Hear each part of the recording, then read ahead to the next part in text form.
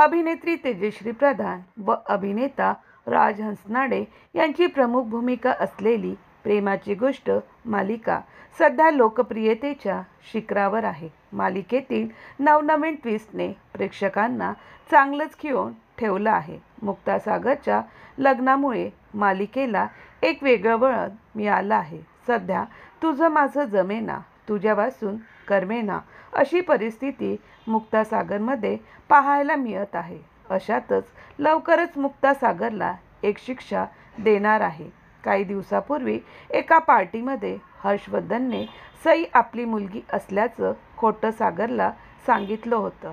सागरला त्याच्यावर विश्वास बसला आणि तो मुक्ताला पार्टीत एकटं सोडून घरी निघून आला. त्यानंतर मुक्ताला हर्षवर्धन व सान्वी यांनी घरी सोडलं. मग मुक्ता घरी आली तेव्हा सई सागरला मुक्ताविषयी विचारत होती. पण सागरच्या डोक्यात सतत हर्षवर्धनने सांगितलेलं खोटं येत होतं. त्यामुळे तो रागाच्या भरात सईला ढकलतो. पण तितक्यात मुक्ता येऊन सईला पडता पडता वाचवते. त्यानंतर मुक्ता सागरला चांगलंच फटकारते. पुन्हा जर सईला अशी वागणूक दिली तर याद राखा असं सागरला सुनावते. या घटनेनंतर मुक्ता सागरला एक अट घालते. दारू पिऊन सईला भेटायचं नाही असं मुक्ता सागरला म्हणते. तरीही देखील पुन्हा सागर सईवर चिडताना दिसणार आहे असं या प्रोमोमध्ये दाखवण्यात आलेलं आहे.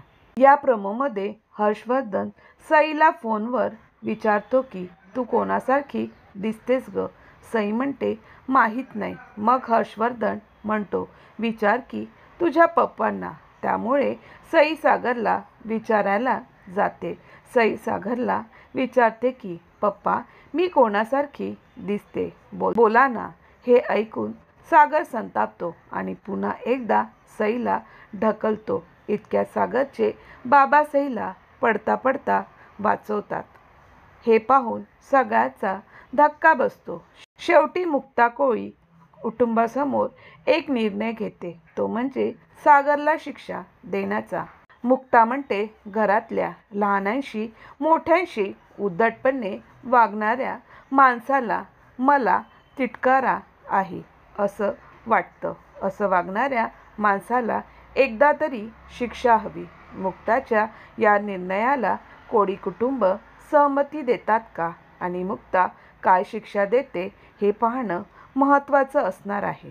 दरम्यान प्रेमाची गोष्ट मालिका TRPच्या शर्यतीत अव्वल स्थानावर आहे.